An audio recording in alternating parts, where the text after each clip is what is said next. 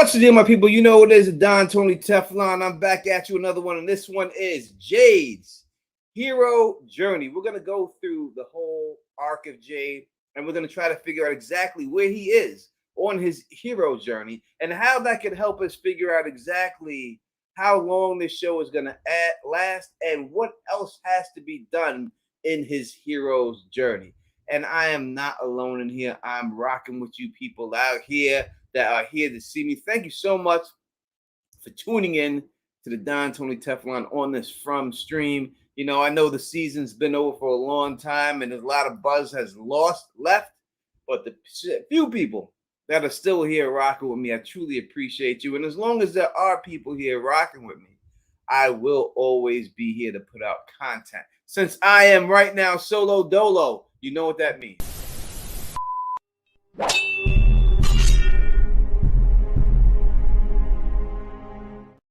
People have not seen that intro in a very long time. I have not used that intro in such a long time. I really haven't. It's just great to see it actually and stuff. And let's say what up to the people who are here rocking with us. We got Quan is in the building, rocking with us. Our beautiful, beautiful, the beautiful Holloway is in the building. Jen Hack is in here. Tim is up in here. Too grown for you. You ain't too grown for nobody. It's up in this piece. Nitty Bitty is in here. My girl Tamara Davis is in the building, rocking with us. Luna is up in here. O.A. Cali is in the building. Purple Alizé is up in here. Jen Hack is here. Tyree is in here. JR is up in here. We have a bunch of people up in here. I appreciate you all rocking with us. We're going to get right into it. Again, the phone line is open. Let me put that on the bottom so in case, you know, someone wants to actually call in. The phone line is open. You can call in live and speak to the Don Tony Teflon. And we're going to get into this hero's journey for Jade. Now, Jade is, in all honesty, he's my favorite character of this show. You know, Jade is. I think that, you know, the actor, when I look at acting level for actors on this show, I rank him number 2, right behind Harold. I got Harold number 1. I got him number 2 in the acting level chart of the actors on the show. I think he does a tremendous job playing this arrogant, pompous person who is supposedly tech, I would think, billionaire from what he sold this company. I think he does a great job of that, and I think that mostly when he's inside of you know, when he's inside of any scene, he's liable to steal the scene from anybody he's in there with so far. I would like to see more scenes with him and Harold together, but I do think that him and a lot of the other actors, him and Victor, Scott McCord, they have really great chemistry together. You know what I mean? So I truly enjoy watching him on stream portray everything he's got. What up to our girl, Hannah? I see you, girl. I see you. Up in the building, rocking with us and everything else like that. So, you know, I think it was cool that they were actually able to find this guy and get him a part of the show. They did a really good job and everything else like that. So let's go through what we know about Jade so far, and then we can go through the hero's journey steps.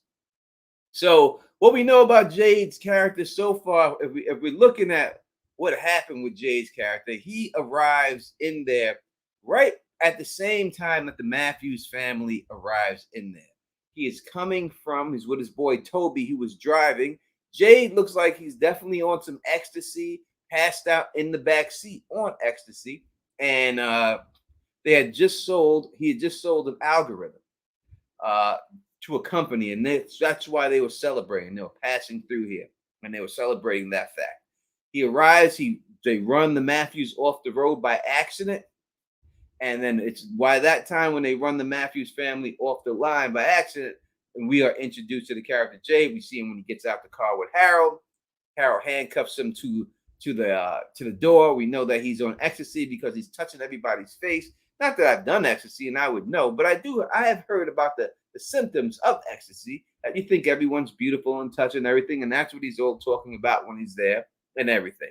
He eventually then gets dragged inside of the house where after he's passed out, he doesn't know nothing about the monsters or anything about this at all. He gets dragged into the house, and then he gets tied down to the bed. While he's down there, tied up to the bed, they eventually let him go. They explain everything. He believes that this is an escape room situation. That's the first thing that comes out of his mouth and the first thing that he feels like he's in is an escape room. And I think that's important to know that he feels that's the first thing that he thought of an escape room. What is an escape room? Escape room is something that is set up by somebody, right? That makes you have to eventually escape, right? That's why it's called an escape room. So his initial reaction when he gets there for being in there is that this is a setup, right? That this is some type of, can we say, experiment. And he goes back to this point and he says it again when he goes and he starts talking about well, like mice in the maze or rats in the maze. And he says, I'm not one of these. I'm not the rat. I'm the person who actually places the cheese. I'm supposed to be that person watching all of you. And all of a sudden, he's inside of this whole situation too. So let's leave it right there in the beginning.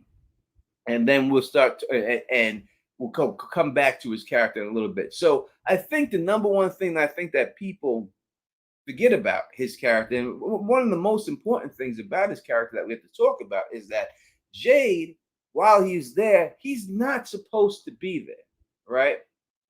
The Matthews were supposed to be there. I think they were the ones who were meant to get there. The people who are in control of this whole thing, they wanted the Matthews there. Jade was not supposed to be there. All right. They were coming from the opposite direction. And we have no idea if Jade actually seen a tree at all. All right.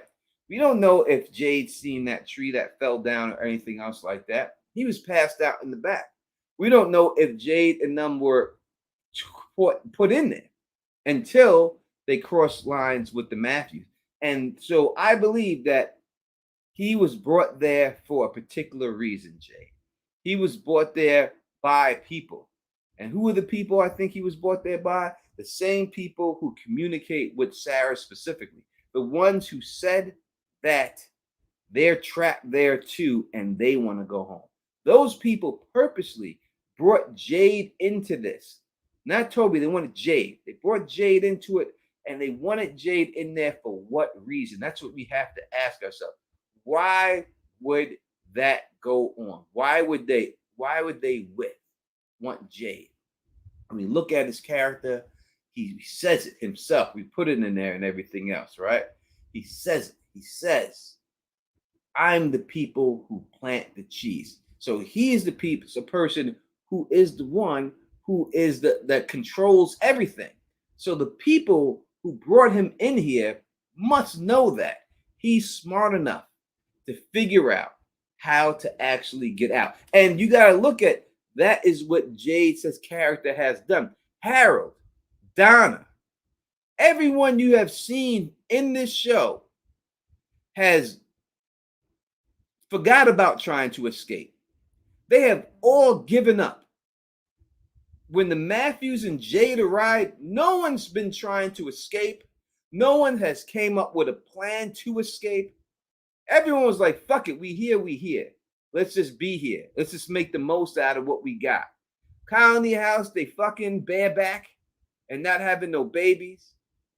They got weed with Fatima. They got pancakes every day. They like, fuck it, we live it. All we gotta do is just stay inside after the sun go down. Shit, we could do that. And they about it, right? So they were about it. So it was Jade who came through exactly to Growing Fever. They built a goddamn bar. They were institutionalized. They ready to go. They said, fuck it, we here. You know, and that's it. You know, if you want to look at it as a situation where there is some type of jail type situation, these inmates have conformed. They ain't trying to escape no more. They have said, fuck it, this is life. It is what it is. We're gonna just do it. We're getting our 3 hots in the cot, and we chilling. Fuck it, we gonna make the most of it. We just got to go to bed when lights out, and that's it. And that's what everyone has become to the show until it was Jade who got here. And Jade was the one who said, I don't want to be up in this motherfucker. I have too much going for me in my life. My life is too fucking good to want to be here. Now, which means that maybe a lot of these people who before they got their life wasn't that good. And I've said this before. Look, I've seen them. Listen, I ain't trying to judge nobody. I'm trying to judge nobody. But I've said this before. When I worked in a place called Target Distribution Center, all right? When you're inside of that distribution center, when you're in there, if you were 6 in the outside world, when you walk through those doors, you automatically became 8. Automatically. Because it's limited. The population is limited. You start looking at chicks and you find good shit about her. Yes, that is hair coming out of the mole that's on her chin, but she got a fat ass. Right? And then girls be looking at dudes, be like, listen, he may be missing 4 or 5 teeth. He may stink a little bit, but his dick print is all right with me. So this is what happens when you get into places like this, right? When you get into these small places, these confines.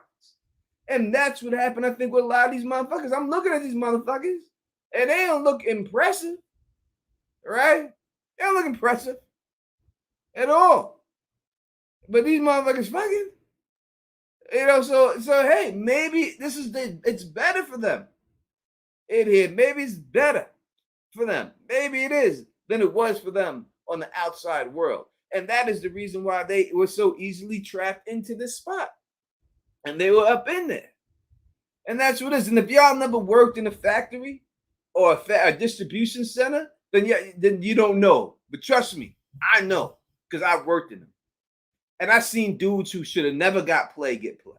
And I've seen chicks who you ain't saying nothing to them in public. It's like it's like Friday with Chris Tucker. So, oh God, look, it's Janet Jackson. And then he goes over there, hell no. He's like, listen, don't you ever come back out here again, right? That's what it is. But ain't no one looking. Hey, no one around. Hey, that's the way it is from, goddamn it.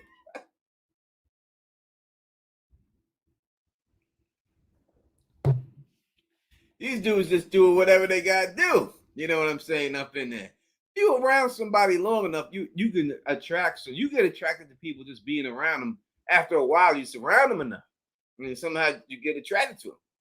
And that's just the nature of the beast. Anyway, so they were all just in there, just chilling.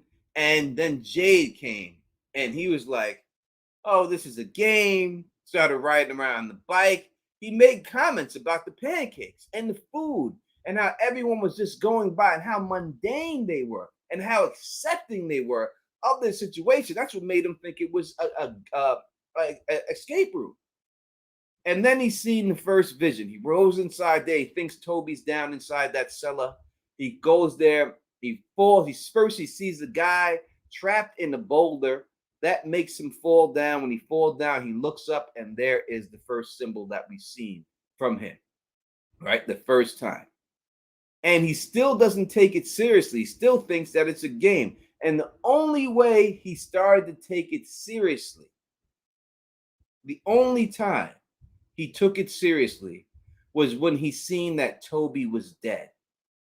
So that then brings us over to why did Toby die? Listen, I just told you from the jump that the people who brought Jade there were the people who were talking to Sarah, correct?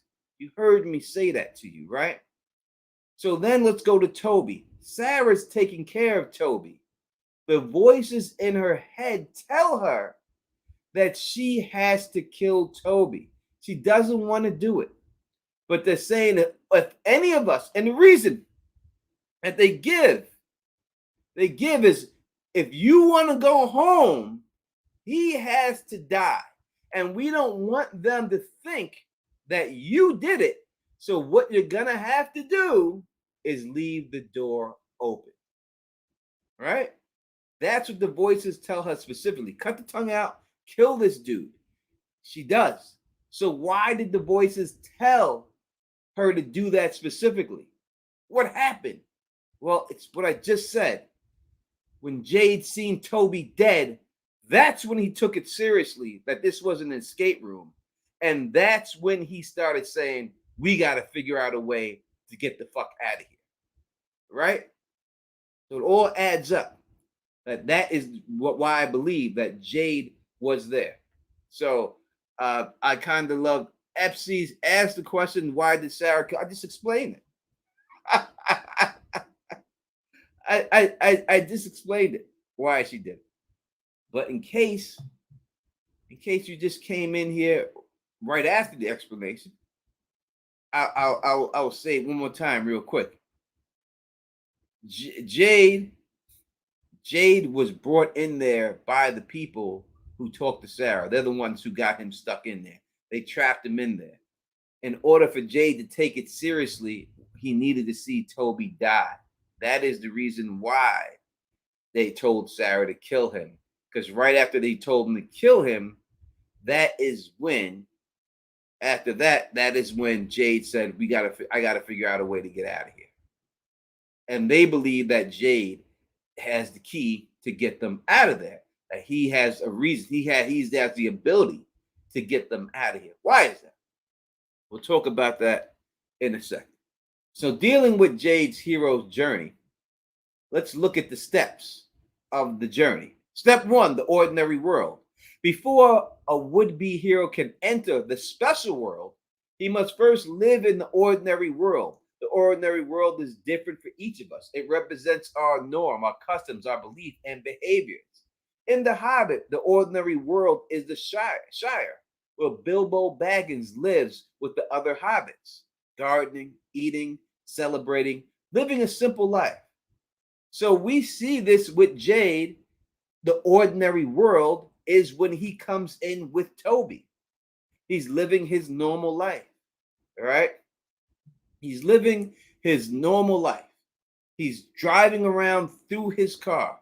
So we see that in the hero's journey. He's doing his drugs. As I said, the people, the hobbits, they're gardening, they do it. He's doing what he does. He does his drugs with his boy. He's driving around, right? So that is that is why he's doing what he's doing, right? So that is the ordinary world that we see. That is the ordinary world that we see in Jade. So we have seen him in step 1. Jenna Hack, thank you for the super chat. It says, this is the awesome talk about Jade, Tony. I appreciate it. Thank you for any super chat that comes. Listen, I ain't getting paid nothing on YouTube. So anything that comes in, it really does help. I truly appreciate it. 100%. All right. So let's go to step 2. We've seen him on step 1 already. Step 2, the call to adventure. The call to adventure marks a transition from the ordinary world to a special world. The hero is introduced to his quest and great consequence. Fear of change as well as death, however, often leads the hero to refuse a call to adventure. The ordinary world represents our comfort zone. The special world signifies the unknown.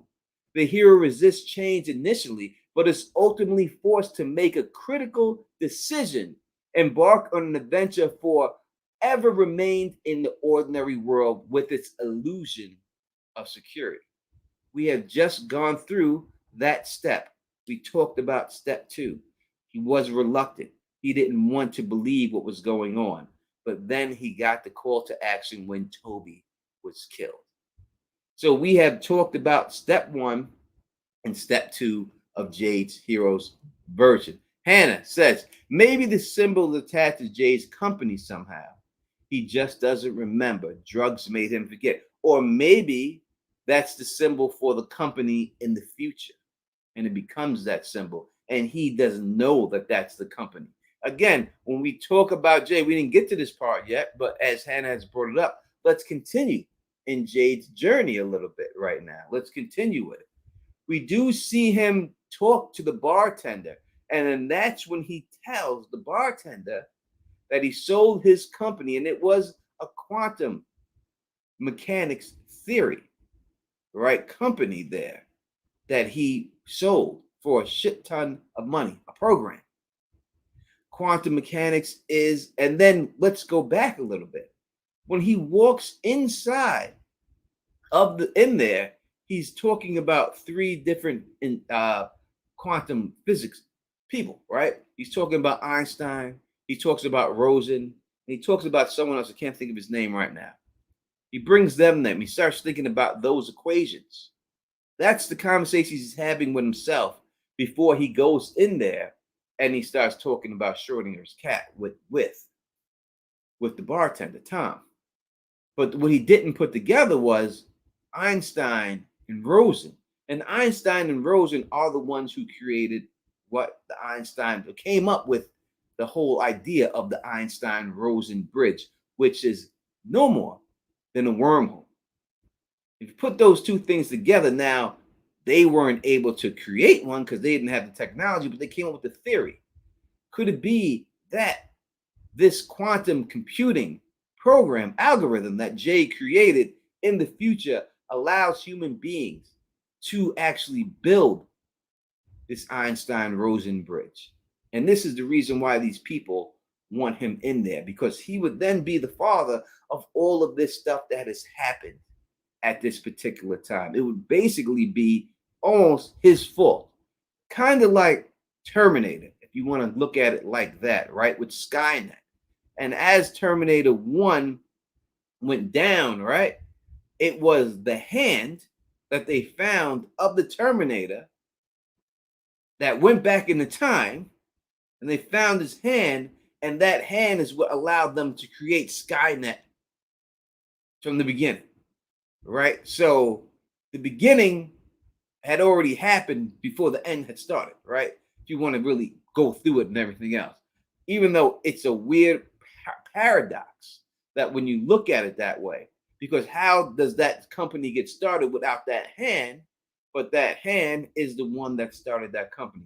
So it could be a situation like that. And as Hannah said, this could be the symbol that we're seeing, could be a logo for a company in the future that has all that. It could be a situation like that, right?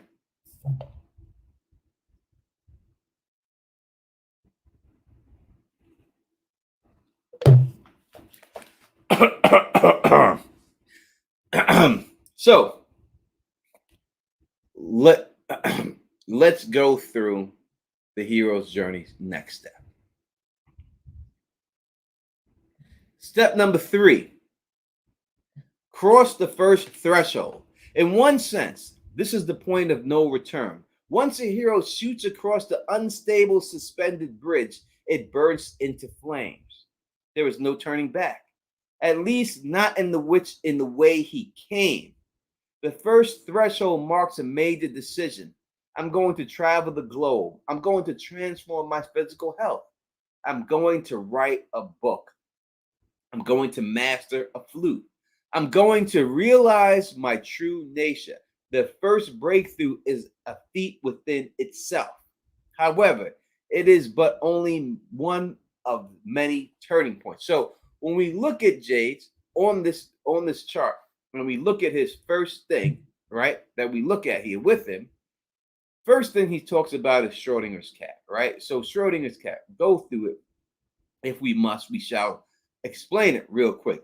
It's basically a theory saying that if there's a cat that is inside the box, you cannot know if that cat is dead or alive unless you pull the box away, right? Therefore, your actions dictate whether that cat is alive or dead. And before you pull that box away, the cat is neither dead nor alive, but existing in a state of limbo. So let's try to use that and try to explain what's going on here.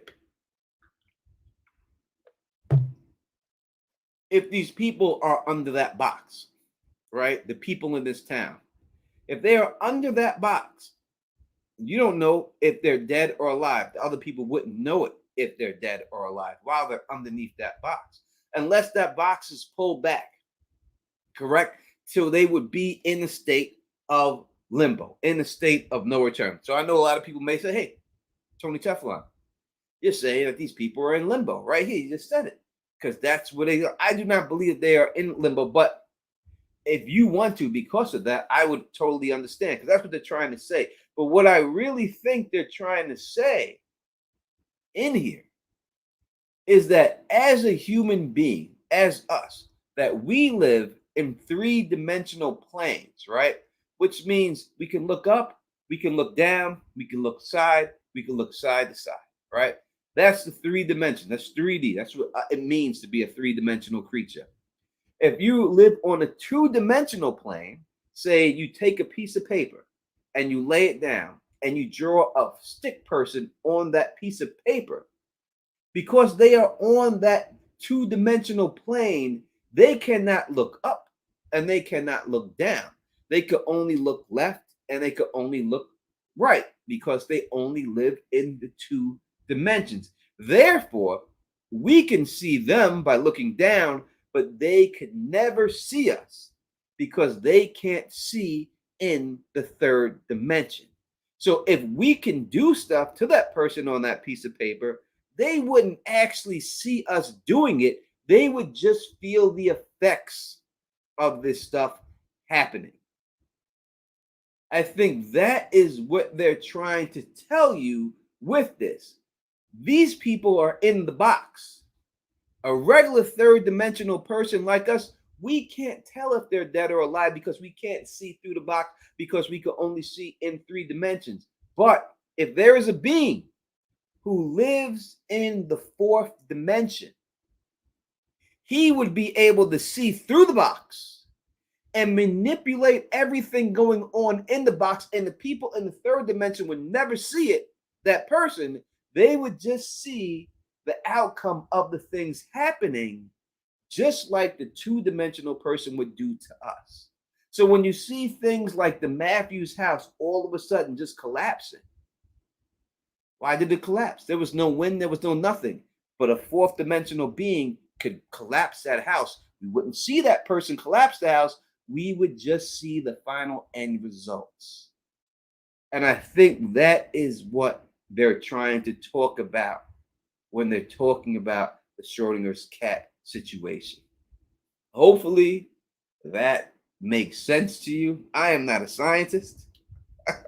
I just play one on YouTube.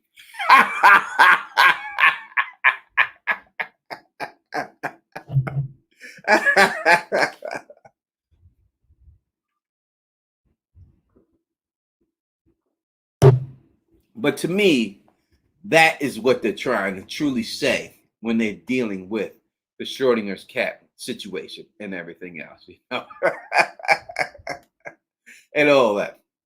All right. So in discussing, and we are still discussing the third step in the hero threshold, that is, I'm going to do something about it. And I think that's the point of no return. I'm going to do something right now, right? And then we're not, and it's going to happen. I think that's when he came up with the idea of getting a radio a radio signal up.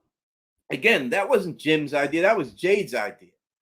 Jade's the one who came up with this. He's the one who had the CB radio and said, "Hey, let's go." He went to Jim for help, but it was Jade's idea. Again, Jade was not supposed to be here. So why is he here? Because the person who contacted Sarah knew that Jade would be the one to try to get them out. And he's the one who is pushing the buttons trying to get them out. It's Jade. That's what Jade's been doing. So I think this next step that we've talked about, what up to my man Mandrell? Great to see you, brother. Step 3 is Jade going and pushing towards getting this whole thing built and trying to get this symbol up. That brings us to step number 4, trials, friends, and foes. Now, along the hero's journey, the main character encounters many obstacles. Some people may try to stop you along your quest, possibly saying you're unreasonable or unrealistic.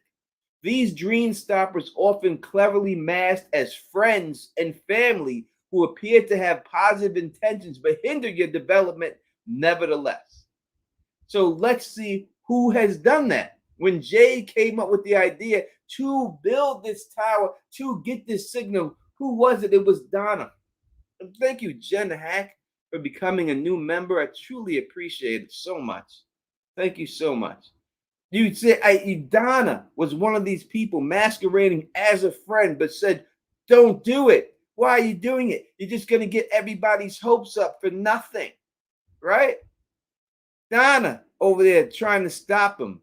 The bartender, Tom, who he's over here having these conversations with, telling him, "Nope, I'm not going to this thing. I already know what's gonna happen. This shit ain't happening. Ain't nothing gonna happen here."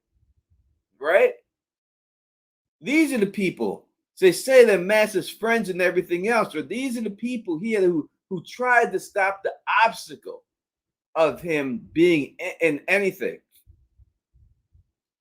Quan Solar, what are you saying? He's saying that so the boy in white wants Jade to get them out. Not at all. In my opinion, not at all. The boy in white was not the voice that was talking to Sarah. Because when the boy in white talked to Sarah, it was a different voice. The first time she heard his voice, right? And that's when she said specifically, "I don't think the boy is a boy." She would have said, "This is the person who's been talking to me the whole time." The person who put "kill the boy" in her arm was not the boy in white telling her to kill the boy. The person who put "kill the boy" is instructing her to kill the boy in white. So he wouldn't be instructing them to kill himself at all. The boy in white must die in order for all of them to get out when it's all said and done. But I digress. Let's go into the next hero's journey. If there's anything that I have said so far that you don't understand, or you think that I'm just bullshitting, or I just don't know what the fuck I'm talking about, please put it in there and everything else. You know what I mean? Please put it in there and all that stuff. Bitey says Tom gave Jade the idea to send out a signal with the rear. He did. Tom was the one who told him there's a radio. Let me see you do something with it. But when the actual thing was being built, Tom was like, "Nope, I'm just staying in here. This shit ain't gonna work. I ain't going out there to watch nothing." Tom was the one poo-pooing the idea, right? So that's what I mean when he says that and everything else. Anything else that anybody has about anything I discussed? I'm sorry. I know y'all. You came on here. I know that most of you come here. You want to see someone. You want to see someone. We'll take this question too. You want to see someone other than the Don Tony Town. I know you probably come here for Phil. I know you probably come here for LMR. I'm sure that's who I would come here for. And I'm sorry that they are not here right now. And it's just the Don solo dolo. But I will do the best that I can to keep you entertained as long as I can. All right. Kawan says, so do you think the voice was the to Jim? So I've said this before that I think the voice is the on the phone is the boy in white. I think it was him. I put that in my video. If you haven't watched one of my last videos, I put that in there. It's the boy in white was the one on the phone. The ones that are connected, the voices that are out here that are talking to Sarah are the same ones playing the music inside of the same ones playing the music inside of the diner. That's who's talking to Sarah. They just never had a way to communicate with anyone, so they did the best they could by playing songs that were relevant, right, and trying to get their attention that way. But they weren't able to do that, you know what I mean, until they got Sarah. And they said that Sarah was the first person that they were actually able to communicate with. All right. So I guess that is what it is. So let's go on to the next step of the hero's journey. That's step number 4. Along the hero's journey, the main character encounters many obstacles. What? No, we did that. That was that one. Sorry. We're up to number 5. And that is magical mentor or a mentor with supernatural aid. Generally, at an early stage in adventure, a hero is graced by the presence of a wise sage, personified in stories as a magic counselor, a recluse hermit, or a wise leader. The mentor's role is a guide is to help you. Think Obi-Wan, Yoda, Gandalf, Morpheus, Dumbledore. Sometimes cloaked in mystery and secret language, a mentor manifests when the hero is ready. But our modern world is deplete of wise elders, shamans, who can effectively bless the younger generation. So, when hearing this, what name comes to your mind when you hear that? That would be that person. That would be that person for Jade, that mentor. Who was that person that came to Jade? I'm going to wait for a second and allow you people to answer in the chat who you believe that that person is to Jade.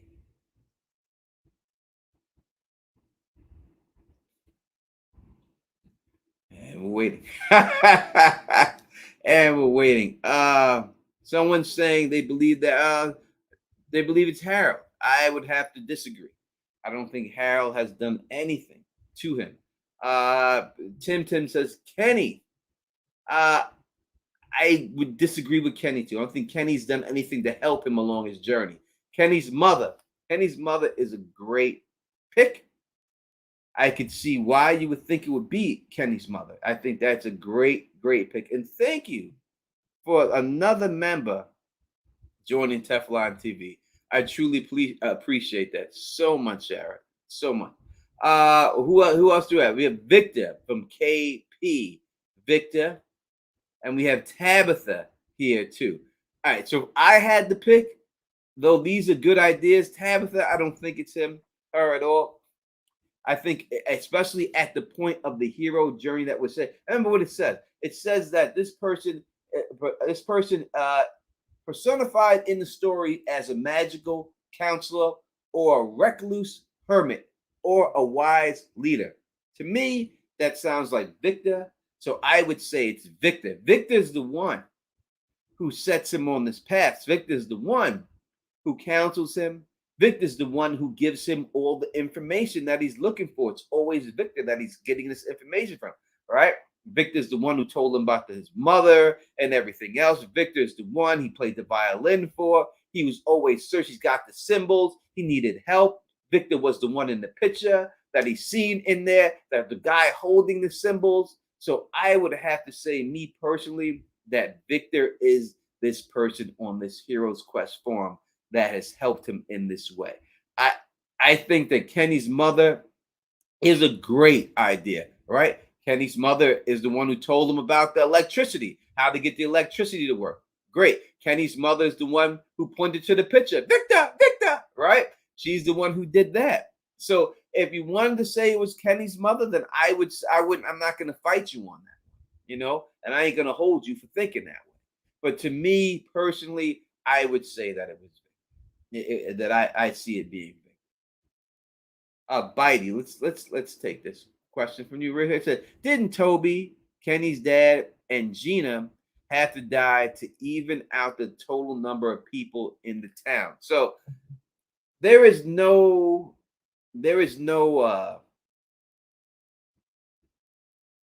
set thing that says exactly. We don't know exactly how many people are in the town 100%. I don't think we know how, because we see they have different extras pop up all the time, that they never showed before. They always have this extra. I never seen this one, and this person pop up, and this person pop up. So I don't know if that's the case. Only thing we know is that Victor specifically said that when 2 cars arrived before, this is when everybody died, right? This is when everybody died. So these people tried this before. They brought in 2 cars before, and then they killed everybody because of it, right? So now they tried again to bring in 2 cars. So it's not it doesn't happen all the time, and it's not something that's meant to happen. So the people who are running this thing, they just can't come in there and assassinate Jade, right? So they killed everybody in the town. KP said he put a voicemail in here. I I don't know why it wouldn't have rang because I have it open. But let's see if this is it. Oh, Tony, I want to go on them, you. They are chat them, and let's not go on this. So, anyways, let me try to talk normally so that your American people can understand what the fuck I'm saying. Jade, love the motherfucker. Obviously, Victor is his Merlin. Victor is his guide, his mentor. And I think, I agree with everything you said. I mean, he just went into Dragon's Lair, and saw them dead children. My question to you is this: what do you think is the explanation behind those seven children on those seven slabs looking up? Like, what do you think they're there for? Um, when were they there? Is this the future? Is this the past? What is the point of putting them there? Are they about to be killed? And why? What's up with these seven kids in this fucking tunnel, looking up at this guy? What the fuck is really happening? Because I need answers to me.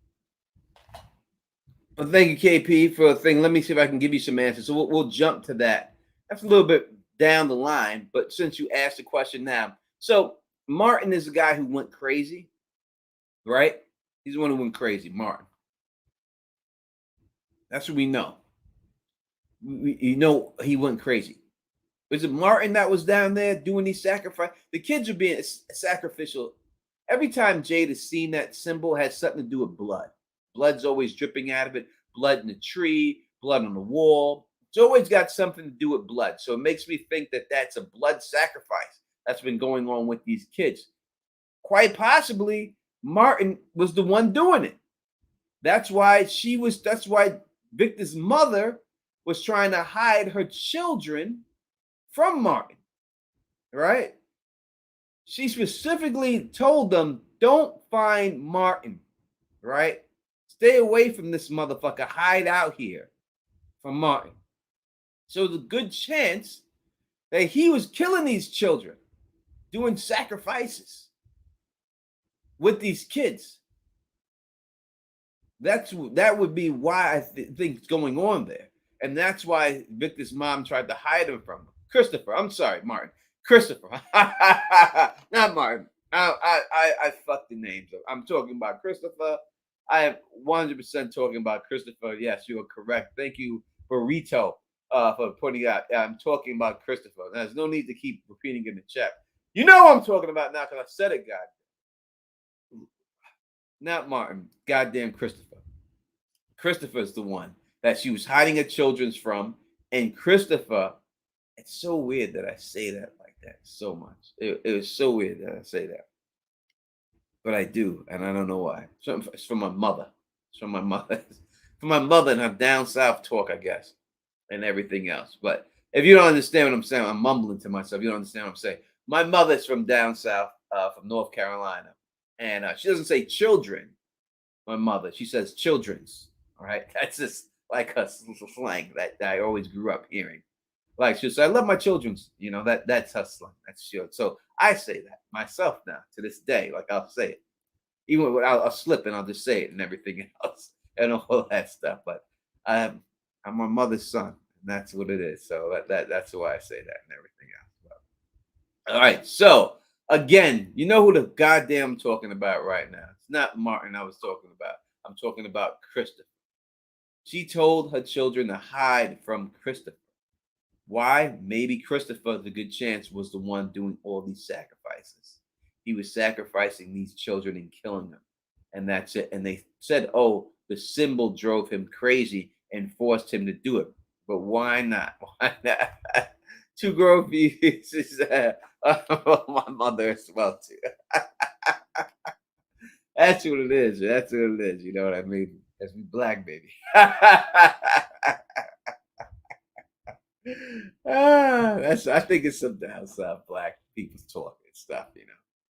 That's my mom's word and stuff and all that stuff. So that's what I mean. So it's a good possibility that it's a situation going on like that. So let's go to the next step of the hero's journey. Since we have the magic mentor step 5, we go to step 6, the dragon's lair. The next significant threshold is often more treacherous than the first. Entering the villain's castle or the evil billionaire's mansion, this second major decision usually puts the hero at significant physical and psychological risk. Within the walls of the innermost caves lies the cornerstone of a special world where the hero closes in on his objective. For a man, the innermost cave represents the mother's complex, a regressive part of him that seeks to return to safety of the mother. When a man seeks safety and comfort, he demands pampering. It means he's engulfed within the innermost cave. So I think step six, the dragon's lair, we can agree is Jade is just entering that. When he goes inside of the cave with the string, he has entered the dragon's lair. And I think that is where his story leads off right now. I think that is where he is at on his hero's journey. And that is step number 6, the dragon's lair. And I think that's where we're at right now with the story with Jade.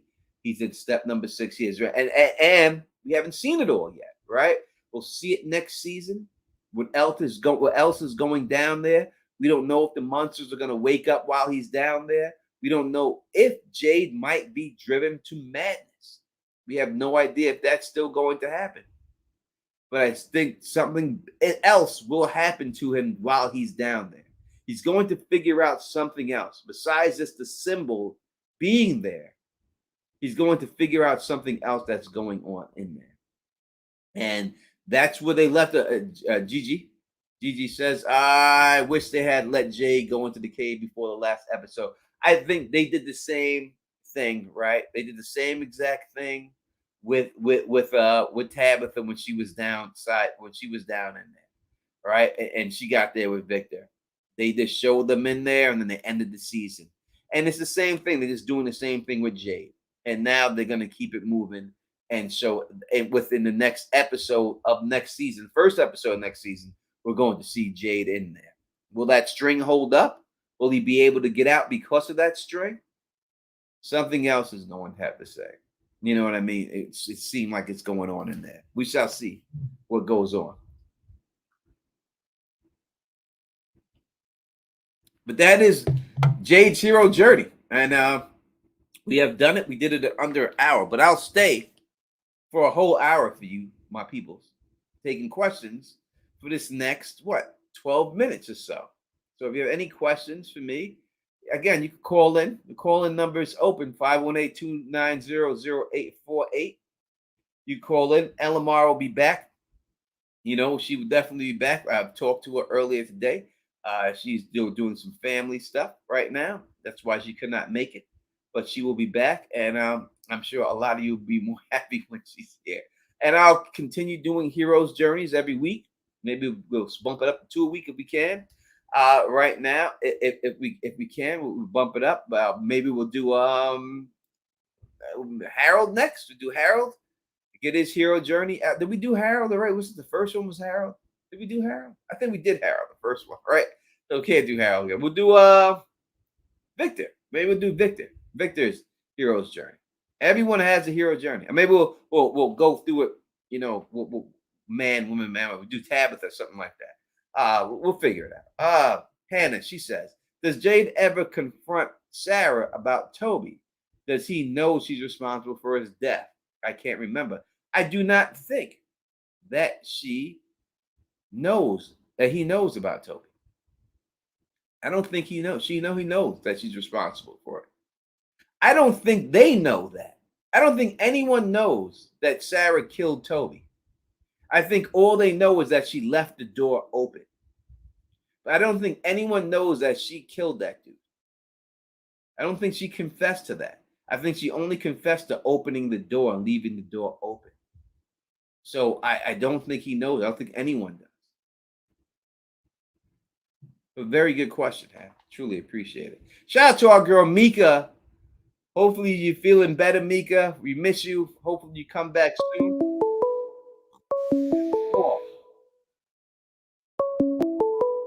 Let's take it. Call from. King Robert Barack. To accept, press 1. To send a King Robert Baratheon is on the line. If you can, speak up a little bit closer to the phone because you're coming in a little bit blurry, bro. What, Tony, you here good now? Yes, sir. All right. Good night to everybody. I hope everybody's having a fantastic Wednesday night or Tuesday night. What night is it? Wednesday? Tuesday? This is I don't Wednesday. know. Whatever night. Yeah, Wednesday. Great.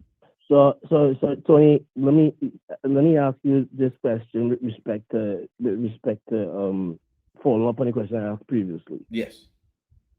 Child sacrifice is something that has generally happened when, like, you had no that was the last resort. Like, Carthage would do it when the crop failed, the sacrifice a baby. We have it in the Bible, Abraham and his son. It's always even in Game of Thrones, right? When the TV show, not the book yet, but we probably will see it in the book. Sacrificing Shireen. So sacrificing children is like the ultimate price to pay for, in this case, to fix a problem, whether it be the apocalypse, whether it be a bad habit, whether it be losing a war, whether it be the destruction of mankind. So, what do you think, whomever is doing these child sacrifices, what do you think their aim is? What do you think they're trying to prevent or make happen by doing these child sacrifices? And how do they fall into the grander motivation of whomever is running this grand simulation or this big game? All right. I'm gonna answer this for you right now. Let me first get an expert opinion, and then I will explain to you in more depth. We have all sorts of stories, mythologies, legends Fantastic, that could be fantastic. And interpreted yo, as gods, you other people in who chat, in reality call. were Like, I don't want to be one hugging the misinterpreted lines all the time. extraterrestrials. Y'all just call and you listen. You'll have a lot to say in the chat, right? A lot to say, but nobody's calling up. Call up, man. Give All Tony right. some love. So let me play it again. Don't talk over it if you can. And then after I play it, then I will explain to you exactly what I think is going on with the sacrifices. 1 second. We have all sorts of stories, mythologies, legends that could be interpreted as gods, who in reality were misinterpreted extraterrestrials. So as he said, a lot of times, and you brought this up, KP, a lot of sacrifices. Wait, I didn't hear what did he say? What did he say? Just. I'm going to explain. I didn't hear I'm going to it. explain it to you right now. So, as you Okay. said, a lot of these sacrifices that we hear, a lot of them was used to celebrate gods, right? They would sacrifice things to God. As in Game of Thrones, it would be to the red god, right? We do blood sacrifices to the red god. So everyone always usually sacrifices things to gods, but a lot of times in mythological places, people who they think truly are gods truly are no more than extraterrestrials. So I do believe that this dude maybe he believed that he was doing sacrifices to the gods with these children's blood. Now, when you deal with children's blood, right, it would be the blood of the most pure. That's what you would think. It's like they would sacrifice the virgin. Like they sacrifice the virgin. Why? Because the virgin was pure. She was untainted. So you would think if they're doing sacrifices of children, the reason why they would be doing it is because they have sacrifices of pure blood. So I think he believed that he was sacrificing things maybe to gods, or maybe he was in on this whole thing from the beginning. But in the end, it's just to appease these aliens who have taken over this whole thing and are running these experiments. You know what? That makes sense, and I can see that being the case, especially. It's a kind of an Abby situation, eh? Abby gets it in her head that, okay, to save all these people, I need to gun them down.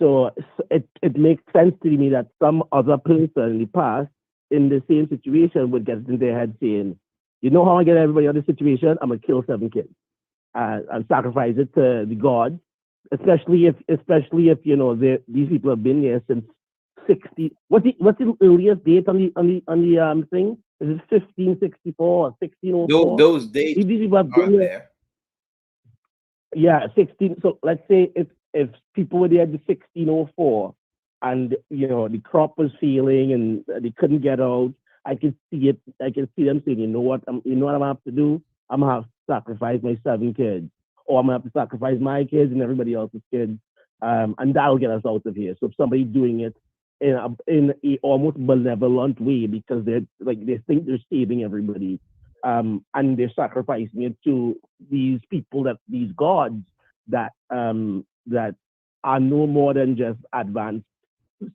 humans. One last thing, I would like to propose an alternative theory that has nothing to do with motherfucking aliens, because you know I hate your alien theory. Go I right hate ahead. it. It could be right. It's 100% could be right, but I'll be a little bit perturbed if it is. But what I think really happened, I think human beings, perhaps it's even Jade's company, the people that are running Jade's company, maybe even his offspring. Maybe because nobody has had a discussion with him. Maybe he has a child or a child he doesn't even know about, right? Humans in the future in charge of Jade's company have figured out time travel and interdimensional travel. Yep. And they come over into this time, and every once in a while they give a speech. They'll give you fire, like, you know, they're playing a Prometheus type role where they're giving, okay, here's fire, here's the wheel, here's I don't know, here's doggy style sex, whatever, and so like they're every once in a while they're coming like a kind of a cargo cult, you know, like in New Guinea, wherever where the U.S. used to go, they used to drop off, you know, food and whatnot on these islands. And you know, when the war was over, they got no more food, and they developed a cult, a cargo cult. So I believe that I believe that is what it is. It's not aliens, but it's human beings from the future that are coming back to the past, and they're doing this experiment to try to fix something in their timing. And one of the, perhaps even a rebel or a rogue person, kind of got stuck with the power, and he decided, all right, I'm gonna give them fire, I'm gonna give them this, I'm gonna give them this, I'm gonna give them the talismans, all that kind of stuff. And then as they got gifts, they gave that person more and more praise, and that probably helped that person get power in you know, their real life in some form or fashion. So that makes sense. And the last thing I will say is this show is so much like Cabin in the Woods that, like, if Cabin in the Woods had a backstory, had like a series, like a prequel series, this could fit in right there with it. What do you? And I'll leave on that note. You know, you can discuss while I'm away, but I'll be watching you guys on the TV. And if I feel like it a bit later, I might call back because, like, you know, I have shit to do. I appreciate It's Friday. It's Friday. I ain't got no job. No job. I ain't got shit. All right, Tony. All right, my brother. One. That is the great KP. I mean, the show would not be the same without KP. That is why I told KP to watch this show. Right? I'm the one who told KP to watch this shit. I told him, you gotta watch it. I'm watching this shit. You gotta watch this shit. He didn't want to watch. Now, he watched the first episode. He's like, I watch this shit. But then he started watching a couple episodes. Now he hooked. So again, I believe that I do. Listen, if you want to say that this is why 100%, and I've said this earlier in the show, that this has something to do with Jade's company, and I do believe that their company, Jade's company, in the future, figure out a way to develop wormholes. Now they either went too far. This is either what happened with Jade's company. They either went too far and invited an alien threat that's got into it, and they got bagged up, or they bagged up an alien and are using its blood and other things from the alien to run tests on human beings with it. Right? Again, Julie, the actress who plays Julie Hannah, when she came on the channel, she specifically said that the things that were inside of Boyd's body were alien parasites. That's what she. I didn't say. She said that. That's the word she used. She could have said worms if she wanted to. She said alien parasites. So they could have bagged up aliens and are running tests with these alien parasites to figure out, hey, how do we get immortality using it? How do we get chicks who cannot have babies to have babies with? How can we use this to do different things? How could we make super soldiers that look like everyday humans but can go inside other countries and kill everybody? All these things could be what's going on. But in the end, it does have something to do with aliens. Guaranteed that, 100%. That's not. There's no way that's not going to be the case. And so if any people don't know what Cabin in the Woods is, I'm not going to spoil it for you. Go and watch Cabin in the Woods. The U.S. government has aliens. It's known that there was one in there that was supposedly working for them. They captured one and it was working for them. I think his name was J-Rod. Is the nickname they gave him. And he was working for the humans. I mean, a lot of people have said that in World War II that Hitler, they found a crashed alien. The down there, the scientists. That's why these people had jets when everybody else had regular planes. The Nazis had jets. How'd they make that leap?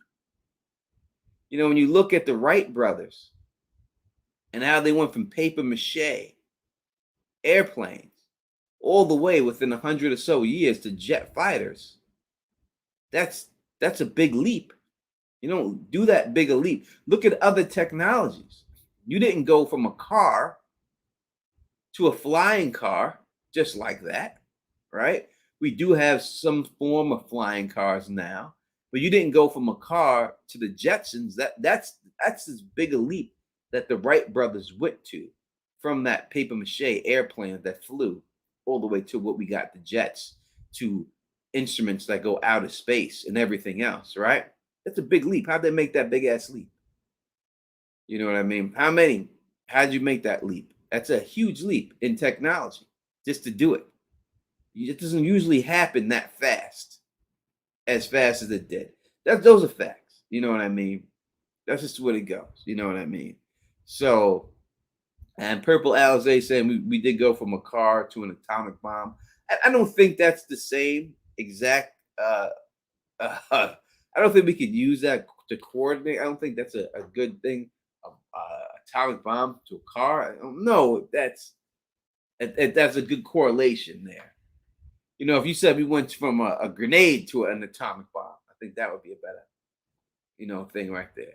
But yeah, watch Cabin in the Woods if you haven't watched it. You know what I mean, and everything else. So yeah, I just think if you look at this technology and the advancement, you know what I mean. A lot of people have said that Kevlar is alien technology.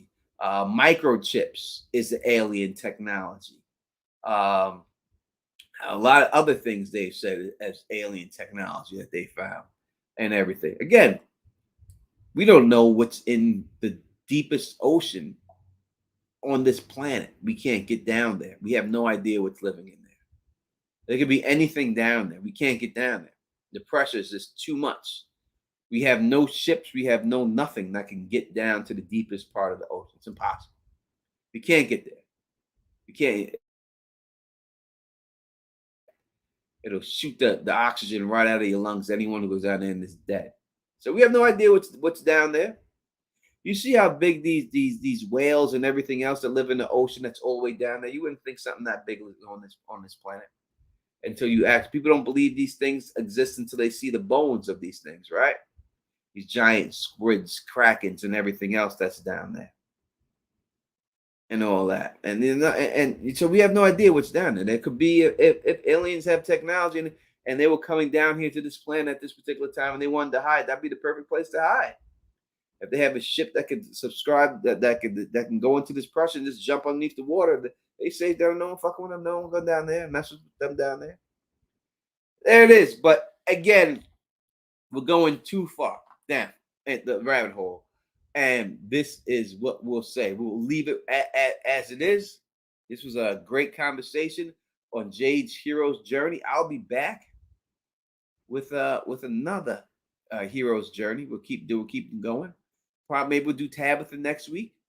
And maybe I'll come back early this week. It's just hard for me right now because I'm writing my novel. I'm trying to, it should be out in December, and I'm really plugging away on the novel. Plus, again, I have a regular job as everyone else does in this world.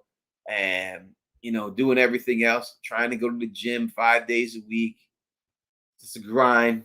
You know what I mean? Life is a grind and everything else. And I'm just doing the best I can. So I apologize that I'm not on here as much as I can, but it's got a lot going on. But I promise you, I'll always make time for you all. I never think I don't think about you. I'm streaming every day. And I really wish I could just stream and not have to do anything else. It would be a blessing if that was the case. But hopefully we hit 100,000 soon and we'll be able to do it. So if you're not subscribed, please subscribe to the channel. Support the channel. Do what you can. We truly appreciate it. Thank you for everyone here coming to join us here. 100%. I got nothing but love for you. But if you like the way I do this, please thumbs up this, spread this across the realm, and of course, subscribe. And until next time, you know who it is. Extraterrestrial.